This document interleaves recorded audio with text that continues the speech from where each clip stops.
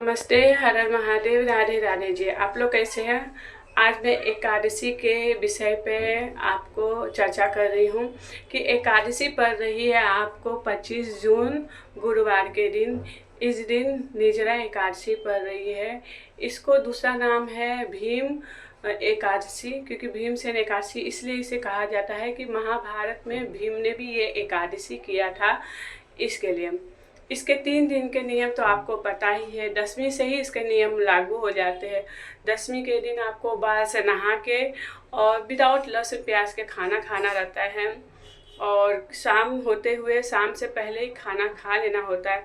और इसमें साग नहीं खाया जाता है, तो साग मत खाइएगा और शाम से पहले ही खा लेना। ऊपर से रोटी खा लेना, चावल मत खाना, क्योंकि एकादशी लागू हो जाता है दसवीं के शाम के समय से ही लागू हो जाता है।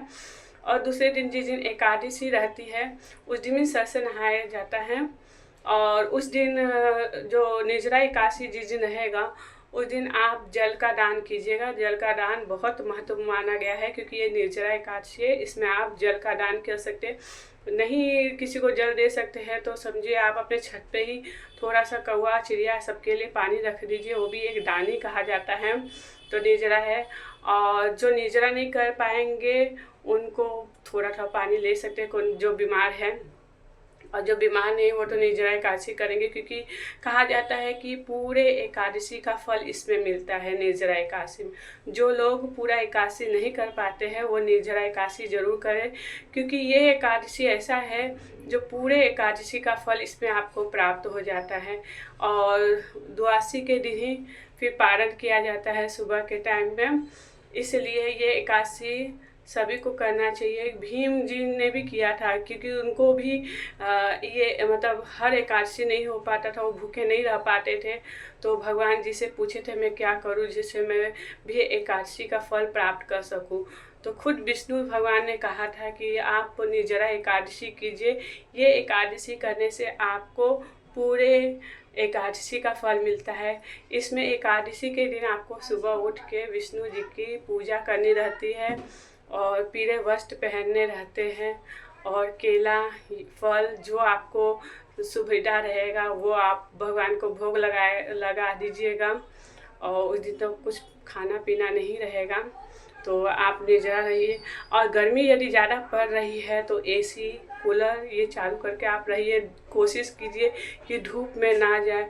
और यदि कूलर एसी नहीं है तो जूत ये क्या कहता है मोजा गीला करके पैर में पहन लीजिए, जैसे ठंडा रहेगा आपका। पेट पे गीले कपड़े रख लीजिए, 2-3 बार नहा लीजिए, जिससे गर्मी बर्दाश्त करने का क्षमता आपको प्राप्त हो जाएगा। कोशिश कीजिएगा निर्जला एकादशी करने के लिए, क्योंकि ये निर्जला एकादशी बहुत महत्व होता है, बहुत विशेष होता है। जिन्हें पूरे एकादशी का फल प्राप्त करना है वो ये निर्जला एकादशी ज़रूर करते हैं। तो ये वीडियो मैं स्पेशली बनाई हूँ, जिससे जो इस फास्ट के बारे में नहीं जानते, ये एकादशी के बारे में नहीं जानते, उनके लिए ये वीडियो बनाई हूँ। क्योंकि जो मेरा वीडियो देखते उनको जानकारी मिलना चाहिए कि निर्जला एकादशी क्या होता है और किस तरह करना चाहिए।